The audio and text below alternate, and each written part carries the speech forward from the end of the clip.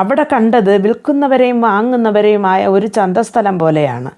അപ്പോൾ അവിടെ അതും പുറത്ത് വെച്ചല്ല, എല്ലാം ദേവാലയത്തിൻ്റെ ആ മന്ദിരത്തിനകത്ത്, ആ കാമ്പൗണ്ടിനകത്താണ് ഈ കാര്യങ്ങൾ നടന്നുകൊണ്ടിരുന്നത്. അപ്പോൾ അവിടെ ഒരു ആരാധനയുടെ ഒരു ഇതിനേക്കാളും വിൽക്കുന്നതിലും വാങ്ങുന്നതിലും ആളുകൾ ശ്രദ്ധ ചെലുത്തിക്കൊണ്ടിരുന്നു.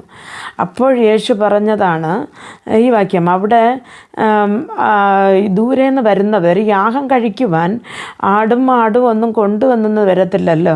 അപ്പം ദൂരെ നിന്ന് വരുന്നവർ ഇവിടെ വന്ന് പൈസ കൊടുത്ത് ആട് മാട് അവരുടെ പൈസ കണ്ടതുപോലെ പ്രാക്കുഞ്ഞുങ്ങളൊക്കെ അവർ വാങ്ങും. അതിനൊക്കെ വിൽപ്പനയ്ക്ക് വെച്ചിരുന്നു. അതേപോലെ തന്നെ വാങ്ങുന്നതും വിൽക്കുന്നതും അങ്ങനെയുള്ള ഒരു, അന്ന് പറഞ്ഞാൽ അന്നൊക്കെ ആഭരണങ്ങൾ അധികം ആരും ഇടത്തില്ല. പക്ഷെ ആ ഒരു ആഭരണങ്ങൾ അവർ വിറ്റ് പൈസയ്ക്ക് അവർ ചെയ്യുമായിരുന്നു. അപ്പോൾ പല രാജ്യത്തിൽ വരുന്നവർ